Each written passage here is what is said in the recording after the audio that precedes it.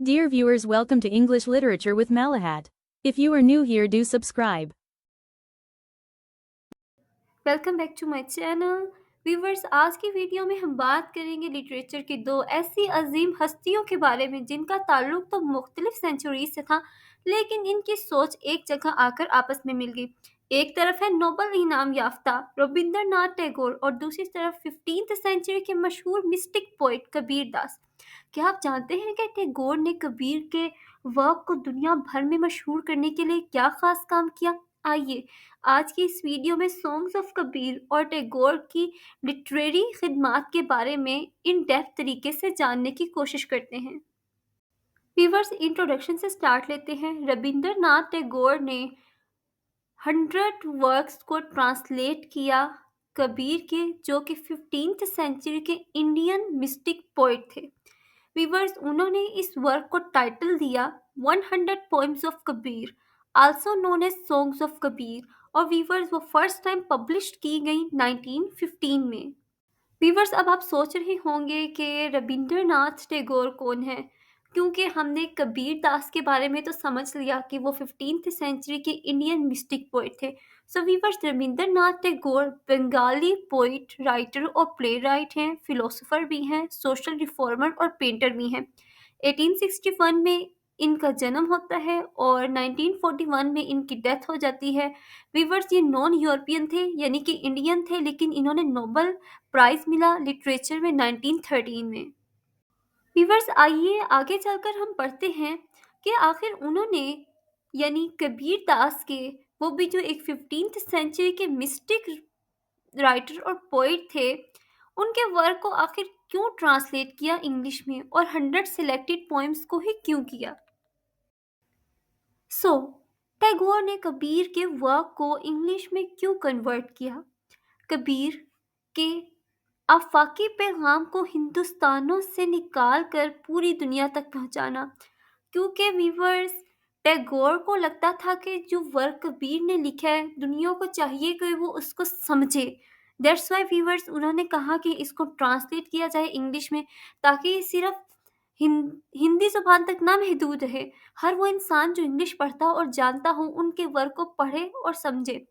Viewers, जात पात और मजहबी फ़िरके से बालातर होकर इंसानियत और बराबरी का दर्स आम करना, क्योंकि व्यूवर्स, कबीर के जो पोइम्स होती थी वो ज़्यादातर मजहबी और जात पात इन दोनों से बालातर होती थी। वो इनके अंदर रिस्ट्रिक्ट करके कुछ भी नहीं लिखा था। इसलिए व्यूवर्स, टैगोर चाहते थे इंसानियत और बराबरी का जो इल्म है वो हर इंसान को पता होना चाहिए। व्यूवर्स, मशरिकी रूहानियत, स्पिरिचुअलिटी को मगरबी दुनिया के सामने मुतारिफ करवाना, ताकि दोनों तहजीबों में हमआहंगी पैदा हो। व्यूवर्स, कबीर की जो पोएम्स होती थी वो स्पिरिचुअलिटी पर बेस होती थी, यानी स्पिरिचुअल मैसेज देना चाहते थे। और व्यूअर्स, स्पिरिचुअल मैसेज होते हैं ना, वो बहुत ही स्ट्रॉन्ग मैसेज होते हैं। वो दो रूहों को भी आपस में कनेक्ट करने की ताकत रखता है। सो व्यूअर्स, वो चाहते थे कि जो मशरिक है वो मगरिब है, जब वो एक पेज पर आ जाएगा इनकी पोएम्स पढ़कर, यानी हम आहंगी क्रिएट हो जाएगी, लड़ाई झगड़े दूर हो जाएंगे, तो इससे बड़ी और अच्छी बात कुछ हो ही नहीं सकती। और व्यूअर्स, वो दुनिया को ये बताना चाहते थे खुदा किसी इमारत में नहीं, किसी भी इमारत में नहीं, बल्कि खुद इंसान के अंदर मौजूद है। लिहाजा इंसान को कहीं भटकने की जरूरत नहीं है। व्यूअर्स, हम वर्स 1 से स्टार्ट करेंगे। वर्स कहते हैं पोइट्री को। Line number 1, O servant where dost thou seek मी। दोस्त और दाउ ये आपके लिए न्यू वर्ड्स होंगे, बिकॉज ये क्लासिकल इंग्लिश से बिलोंग करते हैं। दोस्त कहते हैं डू यानी करना, दाउ यानी यू आप। इसका क्या मतलब है? ओ servant where dost thou seek मी। ए बंदे, तू मुझे कहाँ तलाश करता है? यहाँ जो खुदा है वो इंसानों से मुखातिब है। लो यानी सी, देखो। आई एम बिसाइड दी, देखो मैं तो तेरे बिल्कुल पास, तेरे पहलू में हूँ। आई एम नीदर इन टेम्पल, ना ही मैं मंदिर में हूँ, नॉर इन मॉस्क, ना ही मस्जिद में। I am neither in Kaaba nor in Kailash, ना ही मैं काबा में हूँ और ना ही मैं कैलाश में हूँ। मैं ना मंदिर में हूँ, ना मैं मस्जिद में हूँ, मैं ना काबा में हूँ, ना मैं कैलाश में हूँ। व्यूअर्स, कैलाश ना हिंदुओं का एक बहुत ही मुकद्दस पहाड़ होता है। नीदर एम आई इन राइट्स, ना ही मैं रस्मी इबादतों में हूँ। राइट्स कहते हैं रस्मी इबादतें। एंड सेरेमनीज, और ना ही रस्म रिवाज में हूँ। nor in yoga, ना ही मैं तपस्या में हूँ, and renunciation कहते हैं दुनिया से अलग थलग होकर रहना। ठीक है व्यूअर्स, इसका मतलब है ना ही मैं रस्मी इबादतों और रस्म और रिवाज में हूँ और ना ही तपस्या या दुनिया छोड़ देने वालों में से हूँ। If thou art a true seeker, अगर तू एक सच्चा तलाश करने वाला है, thou shalt at once see me, तो तू मुझे उस वक्त देख लेगा। thou shalt meet me in a moment of time, तू मुझे वक्त के एक लम्हे में पा लेगा। कबीर कहता है, ओ साधु, ए दरवेश, God is breath of all breath, खुदा तो हर सांस की सांस है, यानी हर जानदार की रूह में बसा हुआ है। व्यूवर्स, इसमें जो डिफिकल्ट वर्ड्स थे वो है डोस्ट, उसका मतलब है डू करना, दाओ इसका मतलब है यू तुम या तू, दी भी व्यूवर्स यू को ही कहते हैं, लो यानी सी, बिहोल्ड देखना, बिसाइड करीब या पहलू में, राइट्स मजहबी रसूमात, रिनंसिएशन दुनिया को त्याग देना या छोड़ देना, सीकर तलाश करने वाला या तालिब। हम अभी इसकी समरी पढ़ने लगे हैं, उसमें आपको अच्छे से और भी समझ आने वाली है। Summary of verse 1। My dear viewers, Kabir Das इस नज़म में एक बहुत बड़ी हकीकत से पर्दा उठा रहे हैं। वो कहते हैं कि इंसान खुदा को ढूंढने के लिए दूर दराज के सफ़र करता है, कभी मंदिर जाता है, कभी मस्जिद, कभी हज पर जाता है, तो कभी पहाड़ों की चोटियों पर पनाह लेता है। लेकिन खुदा तो इंसान से मुखातिब होकर कह रहा है, ए बंदे, तू बाहर कहाँ भटक रहा है? मैं तो तेरे इतने करीब हूँ कि तेरी सांसों में बसा हुआ हूँ। कबीर हमें ये समझा रहे हैं कि खुदा सिर्फ पत्थरों की इमारतों या मखसूस मजहबी रस्मों में नहीं मिलता। अगर आपके दिल में सच्ची तड़प है और आप सच्चाई के तालिब हैं, तो इसे पाने के लिए बरसों की मेहनत या दुनिया छोड़ने की ज़रूरत नहीं। वो तो आपको एक लम्हे में मिल सकता है, बस शर्त यह है कि आप इसे अपने अंदर तलाश करें। आखिर में वो एक बहुत ही खूबसूरत बात कर रहे हैं कि खुदा तो सांसों की सांस है, यानी जब तक आप जिंदा हैं वो आपके अंदर मौजूद है। आपकी असली ज़िंदगी का जौहर वही है। व्यूअर्स, हम अक्सर सुकून और खुदा की तलाश में दर बदर भटकते हैं, लेकिन क्या कभी हमने अपने गिरेबां में झांका? आज की वीडियो में कबीर दास का वो काम है जो आपकी सोच बदल देगा। कबीर कहते हैं कि जिसे तुम बाहर ढूंढ रहे हो वो तो तुम्हारे दिल की धड़कन में छुपा बैठा है। आइए जानते हैं कि क्यों कबीर ने इबादत गाहों से ज़्यादा इंसानी रूह को अहमियत दी। वर्स 2 स्टार्ट करते हैं। It is needless to ask of a saint the caste to which he belongs. एक दरवेश या वली से उसकी ज़ात पूछना बिल्कुल फजूल और बेमायनी है। For the priest the warrior, the tradesman, for the priest यानी पादरी, द वॉरियर लड़ाई झगड़े करने वाला सिपाही, द ट्रेडमैन तिजारत वाला आदमी, and all the other 30 caste alike are seeking for God. क्योंकि पंडित हो या सिपाही, ताजिर हो या कोई भी 36 जातों में से कोई, सब के सब एक ही खुदा की तलाश में है। It is but folly, it is but folly, folly कहते हैं बेवकूफ, to ask what the caste of a saint may be. ये सरासर नादानी है, बेवकूफ़ी है कि एक यानी खुदा वाले से इसकी ज़ात पात के बारे में सवाल किया जाए। द बार्बर यानी जो बाल बनाता है, नाई, हैज़ सॉट गॉड, खुदा को एक नाई ने भी पाल लिया। द वॉशरमैन एक धोबन ने भी, एंड द कारपेंटर और एक बढ़ई ने भी। कारपेंटर कहते हैं जो लकड़ी वगैरह का काम करता है। इवन रेड्स, यहाँ तक कि रेड्स जो बज़ाहिर निचली ज़ात से थे, ये एक ज़ात का नाम यहाँ पे बताया गया है, वो भी खुदा के सच्चे मतलाशी निकले, यानी खुदा को सच्चे तरीके से तलाश करने वाले निकले। Even Raidas was a seeker after God. आगे, the rishi Swapacha was a tanner by caste. Rishi Swapacha ज़ात के लिहाज से चमड़ा रंगने वाला। यहाँ पे व्यूअर्स ऋषि स्वपचा एक चमड़ा रंगने वाले का नाम है। उसको बताया जा रहा है कि वो भी ज़ात के लिहाज से, यानी जो उसकी ज़ात थी वो उसे अलाउ करती थी कि वो चमड़ा रंग रहा था, मगर वीवर्स मकामे मार्फत पर फाइज हो गया।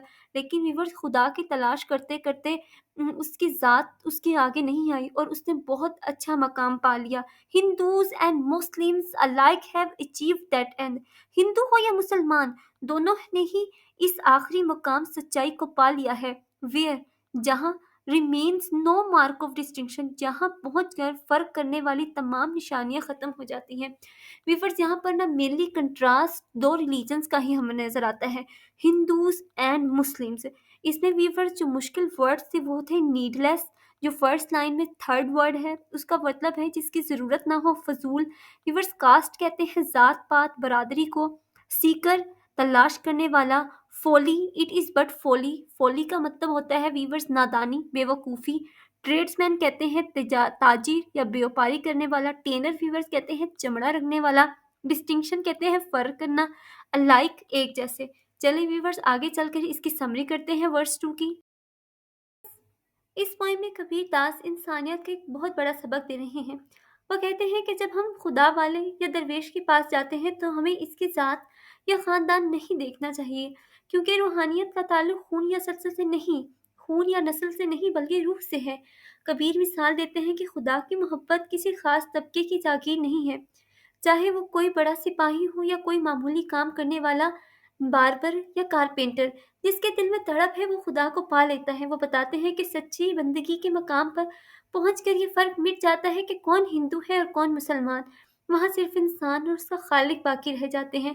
गोया वो समाज में पहली ऊंच नीच और फिरका वारियत की दीवारों को गिराकर बराबरी का पैगाम दे रहे हैं। वीवर्स, क्या इंसान की पहचान इसकी ज़ात से होती है या इसके अमल से? आज की वीडियो में हम कबीर दास के उन अल्फाज पर बात कर रहे हैं जो सेंचुरीज पहले कहे गए थे, मगर आज भी उतने ही सच्चे लगते हैं। कबीर कहते हैं कि सूरज की रोशनी ये नहीं देखती कि वो किसके घर पर पड़ रही है। बिल्कुल इसी तरह खुदा की रहमत भी ज़ात पात नहीं देखती।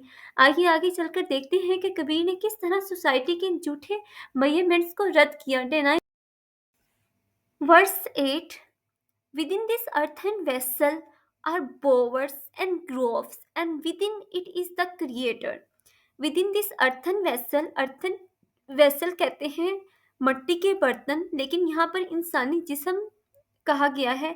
इस मट्टी के बर्तन यानी इंसानी जिस्म के अंदर आर बोवर्स, बाग, एंड ग्रोव्स और चमन है, और and with in it is the creator, और इसी के अंदर खालिक बसता है यानी क्रिएटर बनाने वाला बसता है। Second line, with in this vessel, इस जिस्म के अंदर, इस बर्तन के अंदर आ 7 ओशंस, यानी इस जिस्म के अंदर 7 समंदर हैं। एंड द अननंबर्ड स्टार्स, और इसी के अंदर अनगिनत सितारे भी मौजूद हैं।